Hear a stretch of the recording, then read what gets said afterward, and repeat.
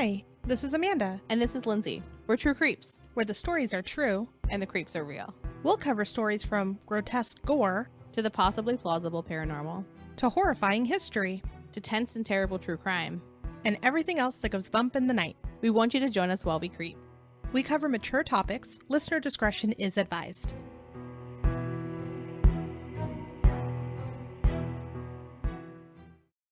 Happy Friday the 13th! It's one of my favorite days. Yeah. So today, we've been doing this situation with holidays, as you may have noticed, where we talk about origins. We talk about true crime. We talk about all the things. So Friday the 13th is a spooky holiday. Yeah. And it's pre-spooky season this year, which I really enjoy. So today we're going to talk about some background on Friday the 13th, superstitions, and then also some Friday the 13th true crime, including a case that you may have heard of before, which I feel like a lot of people have heard of it, but don't know all of the details. I was really interested to learn about it. Yeah. So first, we're going to talk about a very real phobia, and that's the fear of Friday the 13th. I didn't know that was like an actual phobia. I just thought people were weird. Yeah, I didn't think it was a thing either. I mean, I know that there's people who make sure they don't do anything important on those days. I didn't know it was a real thing that humans were doing, where they were not doing well on these days. I love Friday the 13th. My birthday also falls on Friday the 13th every few years. Oh, that's nice. I like that. Ben's bestie, their wedding was on Friday the 13th, and it was a real spooky wedding, and it was beautiful. I love it. And stunning. And so I have no fear of the Friday the 13th. Mm-mm. But we do love the spooky and creepiness that goes around Friday the 13th and the number 13. So there's a word for fear of the number 13, and that's triskaidekaphobia. Then there's the fear of Friday the 13th. That's paraskabidecaphobia. And then if you wanted to just kind of throw all of this together, there's also another word for paraskabidecaphobia. Hope and a prayer that I'm saying these correctly, honestly. And that other word is frigatriskaidekaphobia. Yeah, you did good. Yeah. And that's a little interesting because that one kind of is like, you're afraid of Friday and 13, your frig and your trisk, if you will. Yeah. So frig is the Norse goddess for Friday from Norse mythology. So that's how it gets there. But too long. I would rather them just say, I'm afraid of Friday the 13th. What if it was Friday the 13th phobia with little dashes in between? Yeah, that works. Gets the point across. The other ones make me feel not smart, you know? It's too long of a word. Too long. My brain tries to figure it out. And generally, if there's a word we don't know how to pronounce, in our outlines, we'll break it down by syllable. So if you're like bouncing with us from each syllable, it is what it is. We're doing our best. We're doing our best. We're trying. So I didn't realize this, but Friday the 13th happens at least once a year, but it can occur up to 3 times in 1 year. And the easiest way to know is look through all the months, and any month that starts on a Sunday, you're going to have a Friday the 13th. It didn't even occur to me. There was going to be an easy way to tell. Yeah. But yeah, it didn't occur to me, but this is ours for this year, I believe. Yeah. Well, and it's interesting because you kind of see the fear of the number 13 all around. Like if you go to a hotel, you'll notice when you're like selecting your floor that there is no 13th floor, which to me is just incredibly silly because unless you're going to full on skip a floor, 14's just 13. Exactly. Just have an empty floor, I guess. I don't know. It seems silly. And sometimes they'll also even skip the room numbers 13. Also, some airlines don't even have a 13th row, which again, if you're in the 14th row, it's the 13th, unless there's extra legroom on the 14th. It's absolutely silly. Yeah, I like the number 13. I don't understand. So why is it number 13? Like what makes 13 so absolutely horrifying? Numerologists consider 12 a complete number. Also, Western cultures historically associate the number 12 as good. It's complete. Examples. There's the 12 days of Christmas.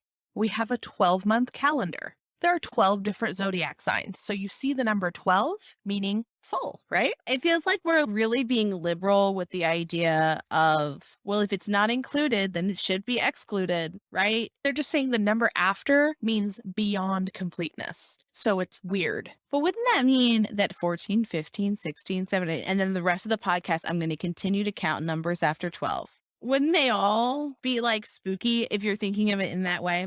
It's just the odd number out. I don't know. Norse mythology may have started the superstition surrounding 13 people at the dinner table being bad luck. You're going to hear about this come up a couple times. And that might be kind of the root of where 13 began to be bad or creepy because of this and another one I'll talk about in a moment. So, 3 sat down for a meal at the god's feast. Then Loki came. If you don't know who Loki is, he's the god of mischief, the trickster god, a Marvel character. He's also my cat.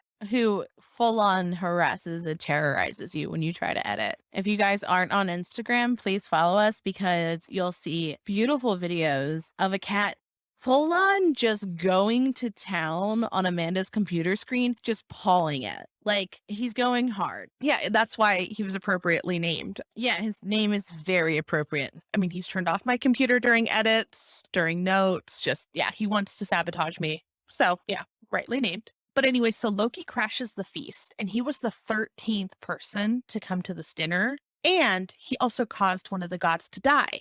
There are a few different stories surrounding Loki that I was able to find. Another one said that Loki caused the world to be plunged into darkness. Others said that the time that Loki had killed a god was when he tricked another god into killing one with a mistletoe arrow and then showed up, and the feast was the other 12 gods mourning the loss. And then he was like the uninvited 13th guest. But it seems like this story kind of changes, and depending on what you're actually looking for, it can be a different story, but like he was still the 13th person in each one. This also goes along closely to Christian superstitions surrounding the number because of the Last Supper. So there were 13 guests at the Last Supper, Jesus and the 12 apostles, but Judas betrayed him. The seating arrangement for the Last Supper also produced the Christian superstition or the belief of a bad omen when having 13 people at a table. It also meant like courting death, from what I saw. Dun, dun, dun. I don't think I've ever actually cared that 13 people were eating at a table, more so that it's hard to fit 13 chairs around a table. Yeah, or that I want to know before we sit down how we're going to be splitting the check. Are we having a mathematician at the table?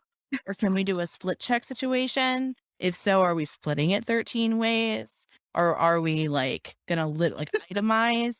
It gives me great stress to like not understand like how that's going to work because It's a lot of people. you know, it's just, I don't know, that I can't drink too much because then I'll have to like, what if I'm the mathematician? You do not want me to be the mathematician. And I'm always the mathematician. It's not fun. It's not a good role to leave on your friends. it's not like I have actively like picked a restaurant to go to knowing that it's easier in the end. I know that they'll be like split checks in the beginning and they'll like put people's stuff on a thing. Anywho, I'm extra ranty today. I love your rants. So, Friday in general, another couple things why people don't like Fridays. Jesus was crucified on a Friday. It's believed to be the day that Eve gave Adam the apple, the day that Cain killed his brother Abel. Whatever religion, I love Fridays. I don't think it's fair. Don't blame the day. Yeah, it's not the day's fault. I'm thinking people didn't like Friday the 13th for whatever reason, probably these, and then they passed it down to their kids like, oh, it's a bad day. They had no idea why. And then they were nervous around Friday the 13th, acted like that. And then others, begin to do the same thing. They do super cheap tattoos that day around here. Yeah.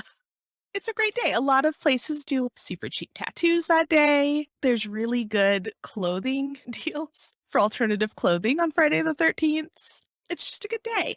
Okay, so let's chat about when both Friday and the number 13 fuse together as an unlucky duo. So on Friday the 13th in October of 1307, just like a real big throwback, officers of King Philip IV arrested hundreds of the Knights of Templar. And they were imprisoned on charges of illegal behaviors. If you've watched things like the Da Vinci Code, you've heard of them. I feel like there's a lot of them in the media. For like a hot second, it was a trope and then it went away. But so a lot of people think the reason for their arrests was made up by the king, and a lot of them were actually executed later. So a lot of people think that this is the origin story, if you will, of Friday the 13th being unlucky. Interesting. But I don't think anyone would ever really Yeah. go back to 1307 and go, something bad happened this day. So therefore, every Friday the 13th after is bad. It's silly. Yeah, I mean, we tend to do that sometimes with like really terrible events, but I feel like in modern day, I don't think most people are like, that is why it is unlucky. Yeah. There's a ton of legends about the Templars, but it's kind of hard to say which ones are true. So we're not even going to go down that rabbit hole. So some folklorists suggest that there's no evidence for the superstition of Friday the 13th before the 19th century. And interestingly, the earliest reference is from a biography from 1869 of a person who thought that Fridays and the number 13 were lucky in his own life, and he ended up dying on Friday the 13th. Interesting. So others believe that the origin of the spookiness of Friday the 13th is from the 13 Club that combined the two together. I just like the simplicity of the name, the 13 Club. So they wanted to debunk the 13 superstition, and they were founded by Captain William Fowler, who graduated at 13 from public school district number 13. Love it already. As a builder, he built 13 buildings in New York, and he retired from combat on August 13th of 1863, and he survived 13 battles of the Civil War. He resigned his commission on August 13, 1863 as well. He purchased a bar on 6th Avenue and 28th Street called the Knickerbocker Cottage on September 13 of 1863. He was busy that year. I love this. So 20 years later, he sells it on April 13th, which was a Friday, and also Amanda's birthday, the most special of days. She was not born in 1883, though, just to clarify. Might as well be. No vampires on the show. That you know of. It's believed that Captain Fowler started the 13 Club because someone would dismiss their 9-year-old daughter from the table if the number of people at the table ever reached 13. So that individual would then go, oh, there's 13 people. Now you need to leave. And the daughter wouldn't be able to take part in that dinner or spend time with the guests any longer. Toodaloo, Suzette. You're out. Right? Or Suzette. I don't know if that's her name, but it sounds appropriate. That feels right. It's said that he missed the little girl's company, so it sounds like he just liked kids and didn't like the prejudice of the number. So he decided, well, I'll get 13 men together, we'll eat a meal together, and we'll see what happens. It took him a year to get enough brave people to partake in this dinner. Bananas. So silly. Yeah. The inaugural 13 Club meeting was on Friday, January 13th, 1882 at 8:13 p.m. in room 13 of the cottage. Okay. I love it. And so what I love is that the attendees passed under a ladder under a banner that read Moratori Salutamus, meaning those of us who are about to die salute you. So the dinner started with a coffin-shaped lobster salad, which was part of 13 courses. Delicious. Salt was spilled on the table. However, throwing salt over your shoulder was forbidden. So I love that they're taking these like bad superstitions, if you will, and going like, and kind of being like, ooh, we're risky. But it seems like that was actually terrifying for a lot of people. Yeah. I also, 10 out of 10, love the idea of like a spooky season 13-course dinner. Right? Well, a couple years back, my husband and friend threw me an unlucky 13 birthday party. Oh, I love. And so we had a lot of this. We had the salt. We had the upside down pennies on the table. They had a ladder, open umbrellas inside. They even hired a fortune teller I love that. to do everyone's fortunes. It was a lot of fun. Okay, so for this guy and also for my party, surprise, surprise, everyone that attended the parties lived. So a year later, the 13 Club reported that no members died or had any serious illness. Also included that the members have been, quote, exceptionally healthy and fortunate. There was even a London club, so like expanded. I love that. And Mr. W.H. Blanche was the founder in London. One member died since the club was established after 4 years, and he said that particular member had not paid his subscription. I love that. I love that so much. Technically, he wasn't part of it. So additional clubs began to spring around the country, including the Moor Club and vampires. Little different. All these people sound so fun. Yeah, I would want to be their friend. Yeah, I'd be part of those 13 people. So 4 presidents became honorary members over time. Oscar Wilde refused to join. Wilde said, I love superstitions. They're the opponent of common sense. Interesting. So the club also wrote to officials asking them to change the day of hangings to another day so that Friday could stop being so unlucky. Yeah. There was an article from the New York Times that was published in May of 1887 that kind of included some of this. And I just thought it was interesting that you can still find articles that long ago. And then that particular article was just interesting. They're like, please stop doing this. So meetings included things like mirror smashing, salt spilling, like we kind of said their first one, it had the salt, and then also trying to debunk other superstitions. So like you'll see pictures of some of these, they'll just have a ton of different weird things that's happening. And it's just to debunk that, hey, this isn't actually going to give you bad luck. This isn't going to kill you. They enjoyed poking fun at superstitions and may have made superstitions popular Huh. in the process of doing this. So, for how you and I view Friday the 13th, we might owe it to these guys for making it fun. Yes. Yeah. Like the spookiness of it and also just the vibe. Did you ever watch Gilmore Girls? No, I did not. It reminded me there's like a secret society called the Life and Death Brigade. Yeah. Yeah. So in 1907, the novel Friday the 13th was published, and it was written by Thomas William Lawson. And it, in the little quote of the synopsis, so it told the story of a New York City stockbroker who plays on the superstitions about the date to create chaos on Wall Street and making a killing on the market.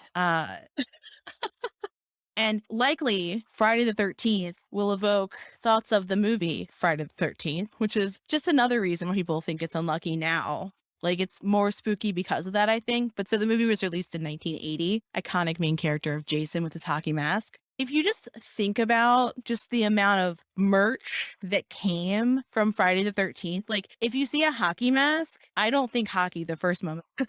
I think Jason. And I don't know if I've talked about it on here yet. Have I talked about my dad's friends who are horror movie reenactors? I think you've mentioned them, but not like specifics. So, and this is tangentially related, but as like 20% of the things that I say, 20 to 80%, it's a wide margin.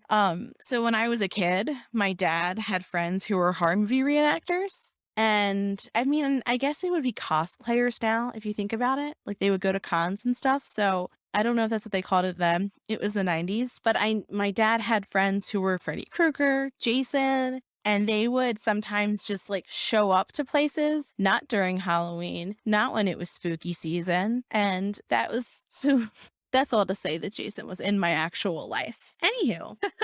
Well, I think this is one of the first like horror franchises that I can think of that had sequels, right? Like that a horror movie did so well that they were able to add more to it because a lot of the time horror movies really didn't do all that great all the time, right? It was like, when you think of older ones at least. This also had comics, video games, and like you just mentioned, the costumes, right? Like people dedicated so much that they became the character. I will say for the video game, it was awful and I gave up and had to go back to Dead by Daylight because I couldn't figure out how to play. Yeah, I am terrible at video games like this. You know this because Ben will be going to do something and he'll hand me the remote and I will have the headset and the remote. And I'll just be flailing wildly while being like picked up by a spider thing. It's terrifying. But when I had gotten myself like an Xbox 360 years ago, and it wouldn't let me get past the tutorial because like it was like, you need to be able to do this. And I couldn't do it. It didn't feel good. Oh, poor thing. Can't even play the video game. Anywho, Friday the 13th and Tangents is the name of this episode. Fair. So Friday the 13th now, it's estimated that 17 to 21 million people in the US are fearful of the Friday on the 13th day. That's nuts. I think it considers the people that are like hesitant of the day, that are like, I'm not going to buy a house that day. I'm not going to make any big life changing decisions because it's Friday the 13th. I don't know if I believe that. Or like buy it like plane tickets.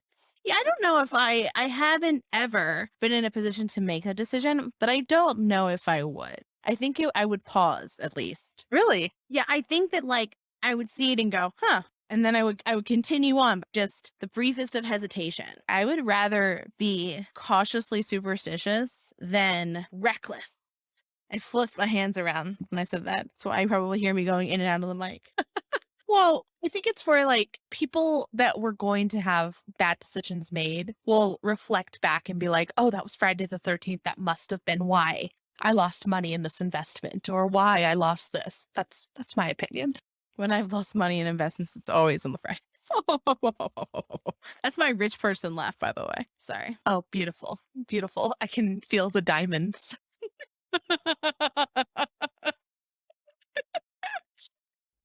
That laugh is dripping diamonds, baby. So some people don't even leave their house on that day. And it's estimated that around 800 to 900 million is lost in business on Friday the 13th. And that's reflected in people not wanting to fly or do major business that they would normally do. However, things like tattoo shops, it's their busiest day. I feel like if you leaned into the spookiness factor, like if I had a dark and dreary romantic type of bar area kind of situation, like low light, you know the vibe I'm talking about. I would absolutely have like a 13-course menu on those days where you pay like, I don't know, $130, $113. And then it starts at 8:13, like the 13 Club. I hope some restaurateur is listening and takes this into heart. So we can go to there. Yeah, so we can go to there, but also so they can recoup some of this 800 to 900 million dollars that they're specifically losing on that day. Just the idea that like it's just one industry that like lost it. Like, what if it was like just ear piercers who lost that much money on one day? Like, just like a very narrow scope. Anywho, Well, here's some good news. The world actually might be slightly less dangerous on Friday the 13th because a lot of people aren't leaving their house. In a 2008 study by the Dutch Center for Insurance Statistics, they showed fewer traffic accidents occurred on Friday the 13th than any other Friday. huh? So superstitious people are bad drivers. That's what I'm hearing. Apparently. Also, fire and theft reports also had dropped on that day. I mean, it does feel like if you were going to break into someone's house on the 13th and steal an amulet, you would be cursed on Friday the 13th. Like that. I'm gonna start calling my necklaces amulets. My first off, you didn't say necklace, you said necklace. I'm laughing. Fuck you. Which is no, hold on. But here's why I like it, because it's the mixture of necklace and amulet. So it's a necklet, and I like it. Like I like it a lot. Well, that's what they're called now. You're welcome for when you go to your little craft show. You're gonna have some necklaces. Yeah, my little craft show. Yeah, I'll make some necklets. That's you're welcome. Thank you. I will be purchasing too. But you will not be stealing them on Friday the 13th, correct? Because that will curse you. Oh, I fucking will. What would be the worst curse that you could get? I don't know what's yours. I don't know. Give me something to compare it to. Like, and I'm not talking like weird, bizarre curse, like run of the mill curse. Do you like that vagueness? Oh man. What if you could only see things that were scary? Isn't that just watching the news? No lies detected there. But I mean more like you only see like big spiders or like a person coming at you. That's a very specific.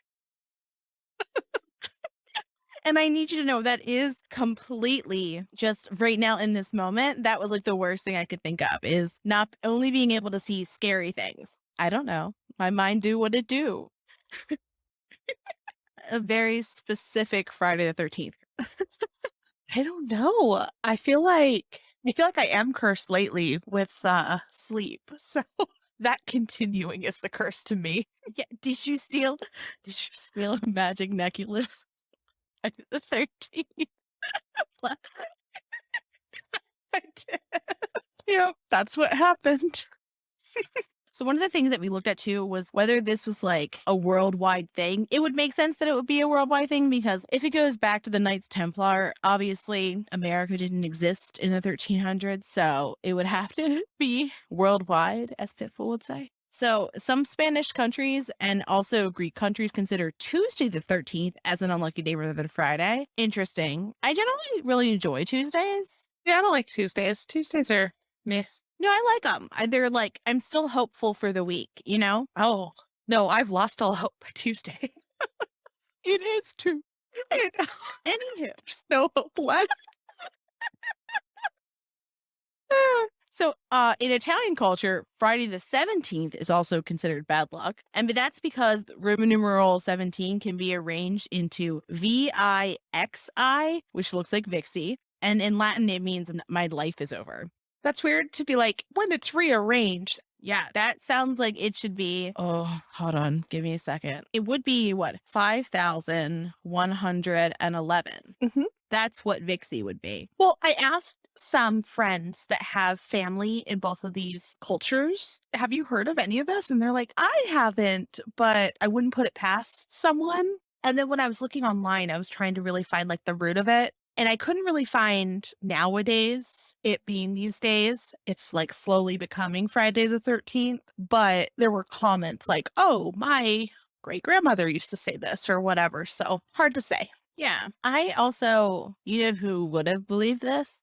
Who? Leonardo. Leonardo for sure believed this. If there was a superstition, she was grabbing on with both hands and then she was draining it of its blood, baking the blood, mixing it into tea cakes that are crunchy, not soft, and then boiling down the fat to make a soap. If you know, you know. If you don't, go listen to Leonardo Cianciulli. You won't regret it. So, Amanda, what is some awful shit that's happened on Friday the 13th? There's been a lot. So, Friday the 13th of 1940, the German bombing of Buckingham Palace took place. November 13th of 1970, a cyclone killed more than 300,000 in Bangladesh. On October 13th, 1972, the disappearance of a Chilean Air Force plane in the Andes happened. September 13th of 1996 was the death of Tupac. I didn't know that happened on a Friday the 13th. I didn't either. And then on January 13th of 2012, the crash of the Costa Concordia cruise ship happened and 30 people were killed. Wow. So in the beginning, I mentioned we were going to have some Friday the 13th true crime, and we have one case. And it's the murder of Kitty Genovese in New York City on March 13th of 1964. And one of the things I think is interesting is if you've taken Psych 101, you've likely heard her name. People talk about Kitty Genovese in relation to the bystander effect. And I was talking to my sister-in-law about this recently that like, I don't know, you see someone get hit by a car out front of a grocery store. You should point to one specific person in the crowd and say, call 911, as opposed to just screaming, someone help me. And that's kind of like the idea of it. And I knew parts of her story, but I didn't know all of it. And I think it's a really interesting case because Kitty influenced emergency services. She was used as an example of like how New Yorkers treated each other. She was kind of used as to further like this bystander effect. And that became her legacy. Yeah. And that's heartbreaking. Like, I feel like you hear stuff like that, right? Like we talk about all the time of cases of especially children where their legacy is what happened to them and what their parents do to like help make the world a better place. But her legacy was like, are we good people to one another if no one's holding us accountable? I watched a documentary. It's on Amazon Prime. As always, it'll be in the sources on our website, but it is by her brother. And her brother basically wants to understand what happened and why no one helped. And if the story about a whole bunch of people seeing and hearing her and doing nothing was actually true. So the movie is called The Witness, and Bill was 16 when she was murdered. So Kitty was murdered in Queens, New York in 1964, as I mentioned a moment ago. She was coming home from work, and it was about 2:30 in the morning when a man with a knife approached her. She was coming up to her apartment building. The name was the Mowbray. She tried to run to the building when she saw him, but he grabbed her and stabbed her. She screamed loudly, and from the way the buildings look, it looks like it would have echoed. Also in the movie, interestingly, it's near the end. The brother has an actress recreate the scene and scream. Ugh. So that like he could hear what they heard. Yeah. Which it's really hard because the most he's ever heard of her was this. Yeah. And I mean, think this was the 60s. So victims' rights and their families, like, we're not hearing things in the same way. Like, her family had very little information, and we'll get to that in a second. The sound kind of bounced. So one of Kitty's neighbors, Robert Moser, screamed, "Let that girl alone." So the attacker was like, oh, someone sees me, and he runs away. He then goes and sits in his car, and he realizes that no one's coming to help her. So she tries to crawl away, and she actually kind of like goes behind a building. And I think she's trying to like get in. Yeah. so that she can like go home. And so the attacker waits 40 minutes in his car, sees that no one comes to help, and he comes after her again. Horrible. She was still alive when he came back. He stabbed, raped, and robbed her. Her neighbor, Sophie Ferrara, found Kitty, and she yelled for someone to call the police. The police arrived, and Kitty was on her way to the hospital in an ambulance when she died. So a little bit more on Kitty herself. Her name was Catherine Susan Genovese. She was born in Brooklyn, New York on July 7th of 1935, and it would have been her 86th birthday this year. She was the oldest child and had 4 siblings. She was funny and witty. She would impersonate her teachers. She sounds so cute. After she graduated from high school, her mother saw someone get murdered in New York City, and then her and the siblings moved to Connecticut while Kitty stayed put. Kitty was married to a man named Rocco for a bit of time. She worked as both a secretary at an insurance agency and then also as a bartender, then manager. She lived in her Queens apartment with her girlfriend, Mary Ann Solanco. Her family didn't know that Mary Ann was her girlfriend. Kitty was the go-between for a bookie and some of her bar patrons. She was then arrested for it. The most famous photograph of her was her mugshot. She looks lovely in, by the way. Yeah, beautiful. So police told Marianne about Kitty's death at 4 a.m. Detective Mitchell Sang came to question Marianne hours later around 7 a.m. And she had been drinking with her neighbor, Carl Ross, which like, I can just like imagine that scene. Like you find out like your partner has been murdered. You're just like, I'm going to drink right now because I don't know how to process this. Yeah. So Detective Sang thought Ross was not being cooperative and arrested him for disorderly conduct. And an interesting note that when Kitty had been attacked the second time, she was at the bottom of the stairs that led to Ross's apartment. Oh, so she was trying to get up there. Yeah, and we'll talk a little bit about this in a second. So homicide detectives John Carroll and Jerry Burns questioned Marianne for 6 hours, and they really focused on their sex life. Of course they did. Disgusting. So detectives questioned the neighbors as well, but they still focused on Kitty and Marianne's relationship as though that was the important thing. And in all the times that I've heard of Kitty Genovese, I had never heard that she had a girlfriend or anything like that. That was never discussed. And what the role of her sexuality played in how her murder was investigated. I had never heard that before now, so I thought that was very interesting. So witnesses reported seeing a white vehicle near the crime scene. 5 days after her murder, Winston Mosley was arrested after they showed up to a call for a robbery and found him with a stolen TV in his trunk. When they brought him in, he confessed that he stole appliances frequently. So Kitty's brother went and spoke to the son of the man whose TV was stolen. So if you're following like that kind of relationship, he said that Mosley was like surprisingly calm for somebody who was like stealing something and then was being arrested. Mosley had a white Corvair, and the detective remembered that witnesses had recalled seeing a white vehicle. So the arresting detective called detectives John Carroll and Mitchell Sang to see if maybe there was a relationship here. So they saw scabs on his hands. So they asked if he had killed Kitty. He confessed, and then he confirmed information that the general public wouldn't have known. So here's what Mosley said happened. He said he saw Kitty when he was waiting at a red light. He parked his car and followed her because he had been driving around looking for a victim. There was no motive. And he said, quote, "I didn't care which girl. I was going to kill her." We're going to talk about something his son's going to say later on. So I want you to remember this moment where he said, "I didn't care which girl. I was going to kill her." So Mosley didn't have a prior record. He confessed to other rapes and the murders of Annie Mae Johnson and Barbara Kralik. The Genovese family didn't attend his trial because they were too upset, and they honestly didn't even know the details of what had happened that night until Mosley appealed for a retrial in 1995. There were articles that came out about her neighbors and what they had said, but not about her death or her murder. So Bill wanted to learn about what had happened to her. And so he interviewed a lot of the witnesses. He went deep diving because it was actually really, really hard to find the actual witnesses because they weren't listed in police files like very clearly. So that first one is Andre Peak. So she says, "I heard a voice upstairs. Suddenly, the neighbors screaming. She also heard a man yelling by the bus stop. She also said, I heard the poor girl screaming help as she was moving slowly. She recounts being scared but frozen. She mentioned that he had come back and then came back towards the train station. And then she heard 2 more screams, help, help. And Andre is no longer alive.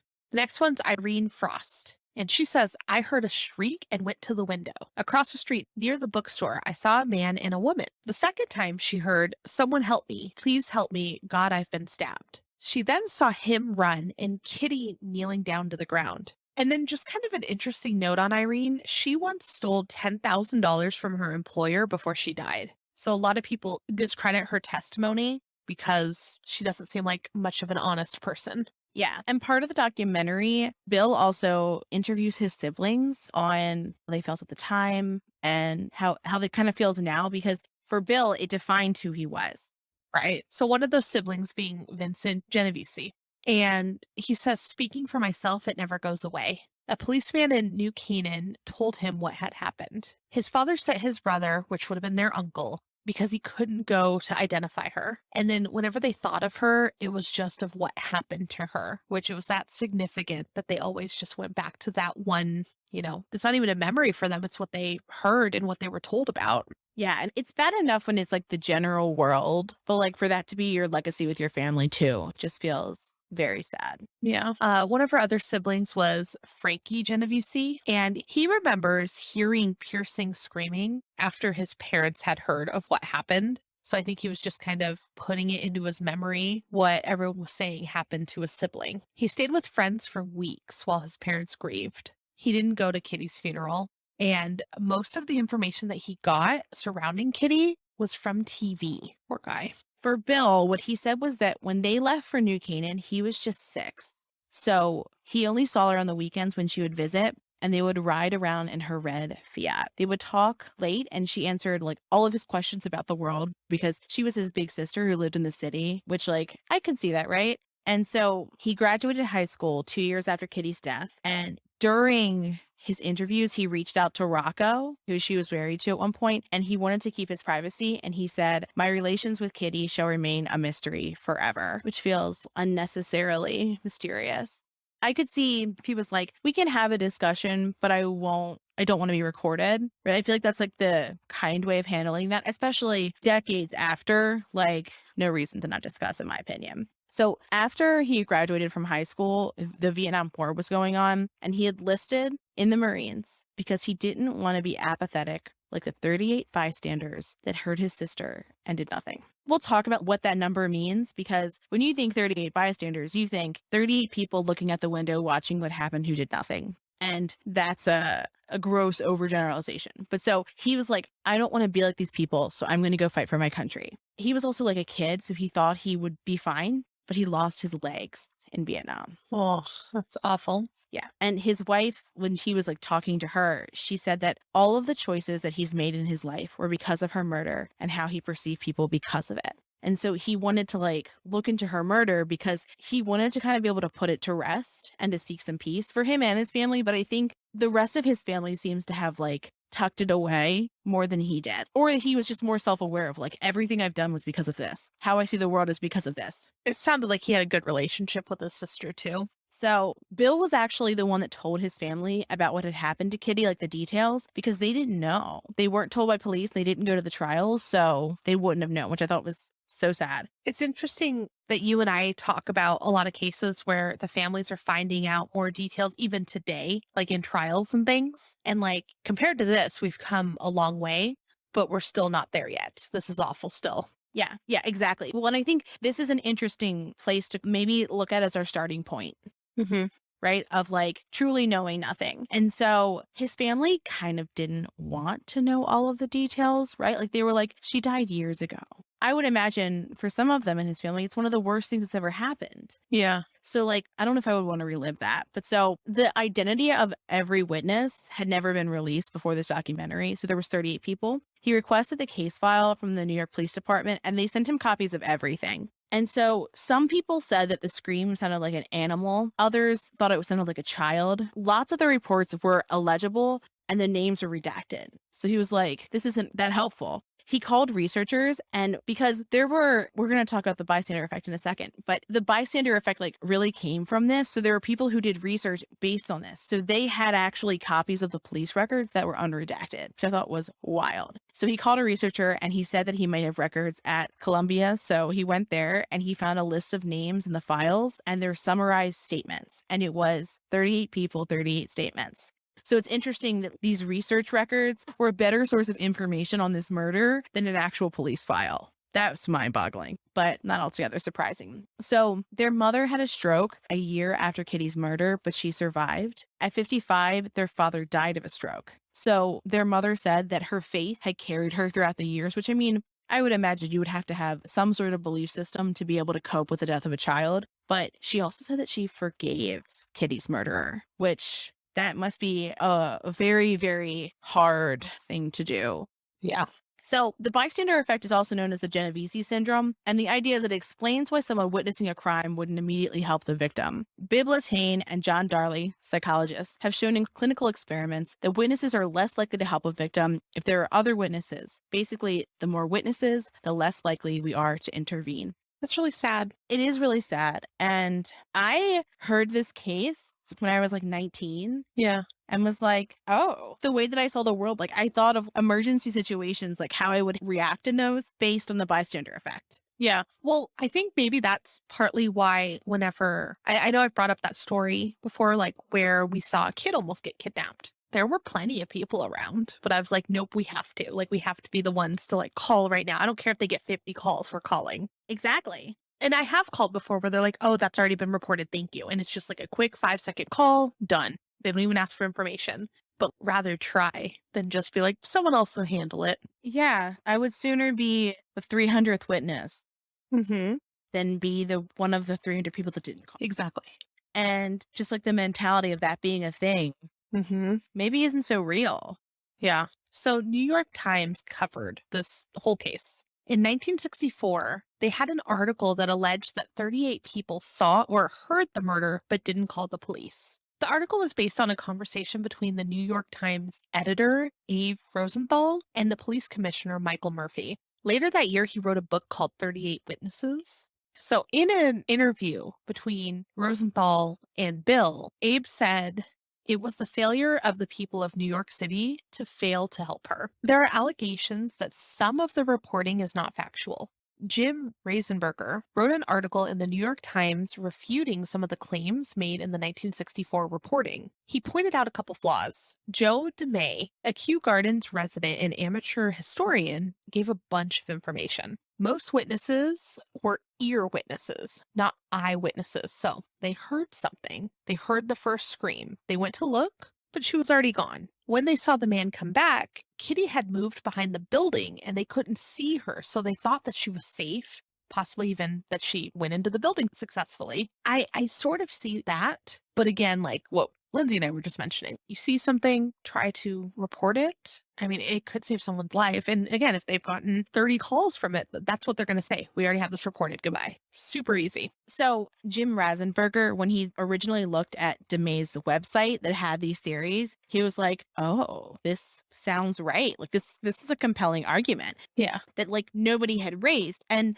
that no one in the media had questioned the 38 witnesses themselves. And other magazines even exaggerated it to more. So like said eyewitnesses or said a higher number. And when Bill was talking to Rasenberger, he was like, why didn't anybody follow up with those 8 people? Right? Because if that was today, oh my gosh, they would have like each person would have a spread in people, right? Like it would be intense. But what Rasenberger said was because people trusted and respected the New York Times. And it's so interesting, the idea that like one news source would say a thing and then everyone else was like just repeating it. And they were like, well, New York Times did fact checking and then moved on.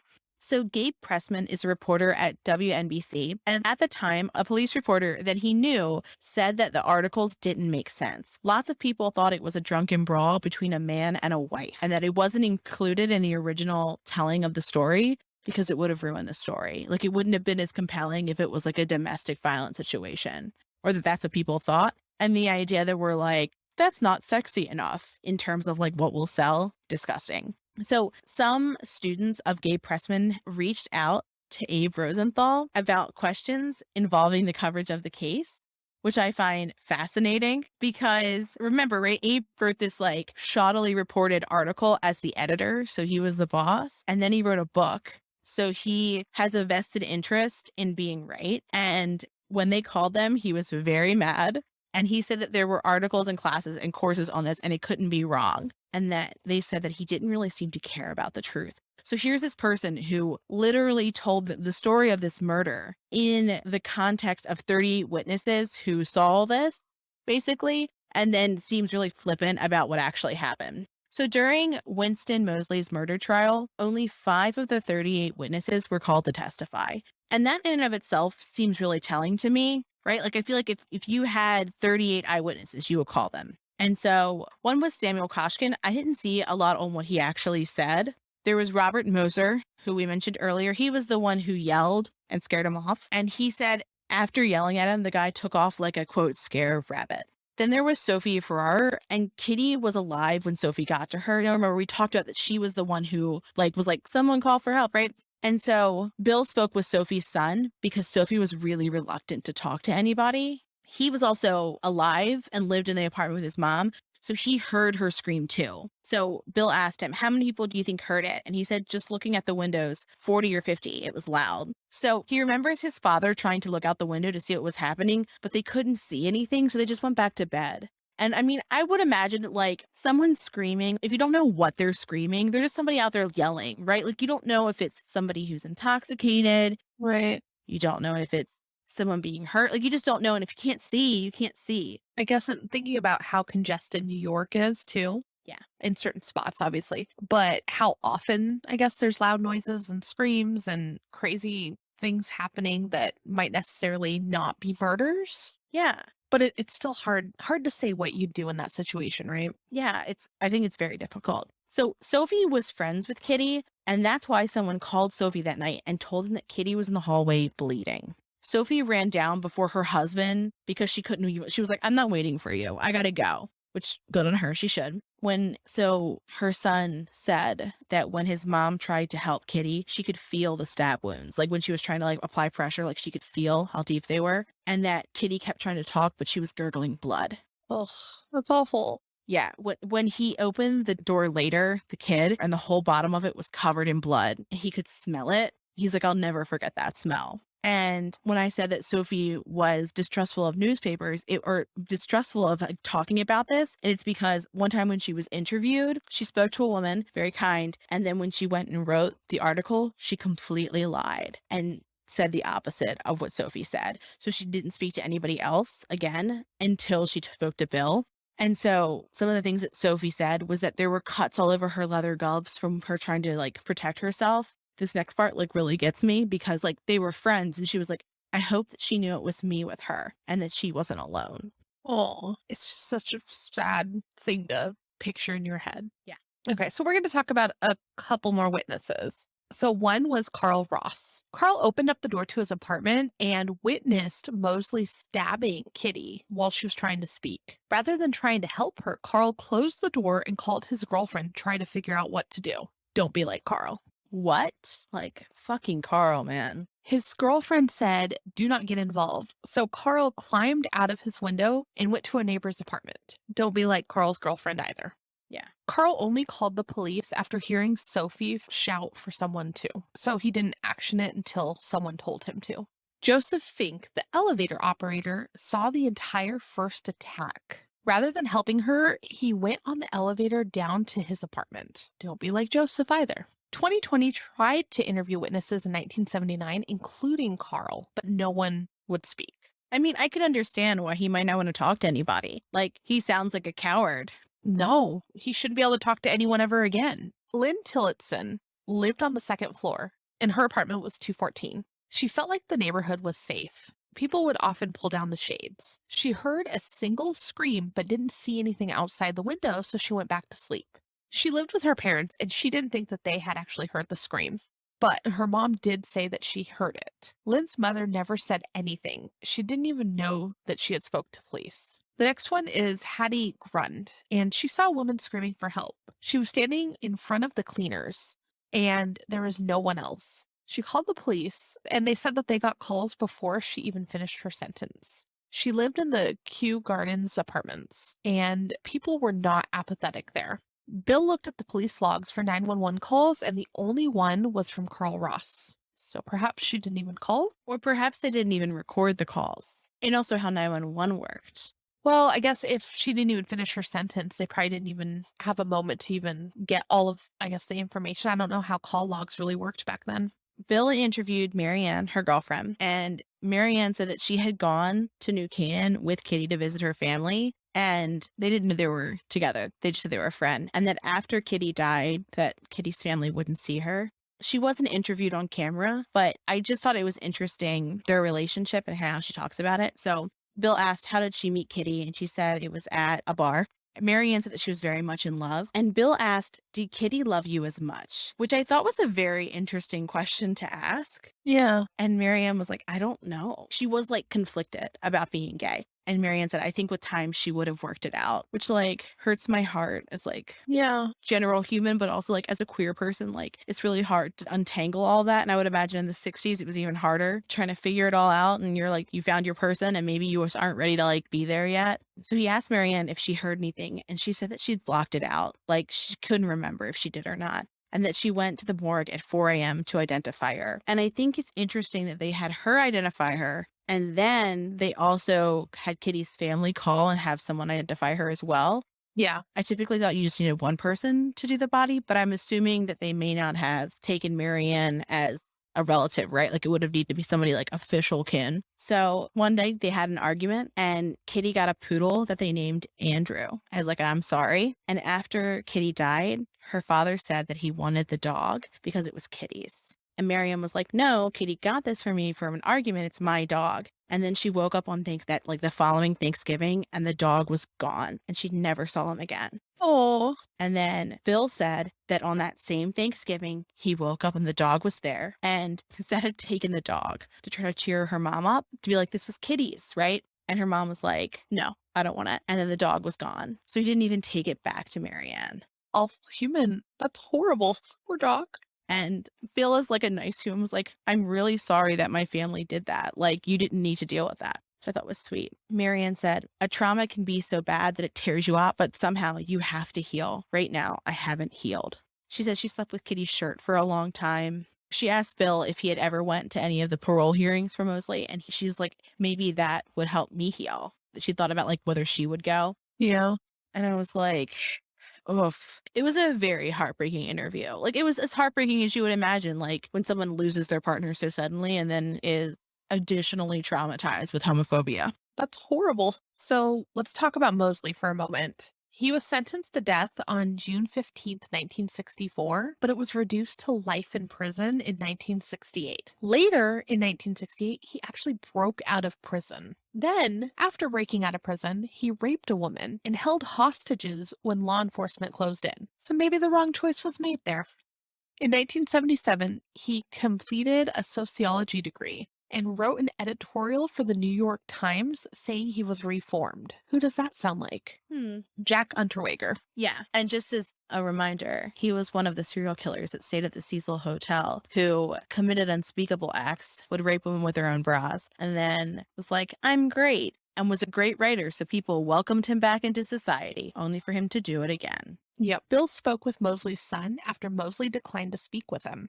His son said that Kitty had been screaming racial slurs at him. But Bill asked, but you know he killed other women? And the response was, I don't know much about that. The son also believed that Kitty was related to the Genovese crime family. However, they absolutely weren't in relation to the crime family. And remember, too, that Mosley himself said he was going to kill someone that night. Exactly. Yeah. She was the wrong place, the wrong time. So, I mean, nothing about who she is and nothing about any witness ever suggested that she did that. But even if she had, he was still killing someone that night. Right. So 7 months later, Mosley wrote a letter. He said he was a getaway driver for a mobster named Dominic. And he says, I thought he was hitting her. I didn't know he had a knife because she owed him, and that he had threatened his family if he were to ever tell anyone about him. So in interviews with Mosley, he remembers swinging the knife, but not really the details. So it was interesting that he had like an entirely different story. Yeah. Now, lastly, about Mosley, he was 81 when he died on March 28th of 2016. He had a full life. I hate that. Mm-hmm. Now, we mentioned 911 previously, but Kitty is one of the reasons that the emergency 911 system was put into place in New York City. And then in 1968, 911 became the national emergency number. So it's interesting that like it wasn't as like it's tight of a structure. Like if you think about calling 911, you know you're going to get somebody, right? And for example, Amanda, when you were a child, did you call 911? I don't think I did. No, not as a child. Well, I did. I was an asshole. My mom told me she had a headache. I called 911 because she was dying. Makes sense. Yeah. And when I hung up with them, they called back, spoke to my mother, and my mother was like, I just have a migraine. She's dramatic. But it's so advanced now that they're like, we know where your call is coming from. We know who called, what time, how long it was. Whereas from what it seems like it was a much more rudimentary system at that time. And so Kitty's murder is one of the worst things that's happened on Friday the 13th, for sure. We didn't have too many cases because we really wanted to focus on Kitty's for this episode. But do you believe in the bystander effect? So knowing that its origins here in this particular case are inaccurate, do you still think that's the case? Like, do you still think that if you scream for help, nobody would help you? I think it depends on where it takes place, because I feel like in a busy apartment complex now in New York, it's going to be a little different, right? But like, I don't know, say midday in your neighborhood, unless you have like that one neighbor that literally calls about any little sound. I don't know, right? What about you? Yeah, I agree. I think it's contextual. I will say one of the things that it makes me think of is like when you're driving down the road and you see someone who's like pulled off and they're like fixing a tire or they're like running out of gas and they're like walking, right? And do you help them? Yes or no? Right. And my thing is that I don't know anything about cars, so I'm not helpful. All I would be is moral support. That's one part. My logic in going isn't, oh, someone else is going to help them. It's that one, I am not helpful, or two, you will murder me. And so the bystander effect is like the idea that nobody helps because they think that somebody else is going to. Yeah. Because there's just so many people who can hear it, right? Or see the problem. So I think it's a little bit different. It still depends, but also now everyone has a cell phone glued to their hand. So it's significantly easier for someone to be the one to call, or like I was the 30th or whatever person to call about an accident at one point. So I'm assuming more people step up. But again, like I think it depends on if it's in front of you or if it's not, because think about like this situation, a giant apartment complex where they did get out of bed. They looked out their window, didn't see anything. So, like, realistically, what would they have told someone, if they would have called for help? I heard something. I don't see anything anywhere, though. And then we're also conditioned in some points to be like, well, if you don't see anything, what do you want us to do about it? Exactly. Well, that wraps up our true crime portion of Friday the 13th. We want to know, what are your thoughts on Friday the 13th? Does it scare you? Do you get excited for Friday the 13th? Do you do anything to celebrate? Yeah. Also, you may have heard a dog bark. I'm so sorry. Yeah. Do you have triskaidekaphobia, paraskavidecaphobia, or frigatisidecaphobia? Do you have those? Hope not. Why? What happens? How does it manifest? I want to know. And also, if you have a restaurant, just let us know if you will be having a 13-course dinner. And with that, have a nice weekend. Thanks for creeping with us. Thanks for listening. For more information on our sources, please visit our website, truecreeps.com. If you'd like to follow us on social media, you can follow us on Instagram at TrueCreepsPod, on Facebook at facebook.com/TrueCreepsPod, and on Twitter at TrueCreeps. We'd love for you to keep creeping with us. So if you like this episode, please subscribe, rate, review, and share the show with your fellow creeps.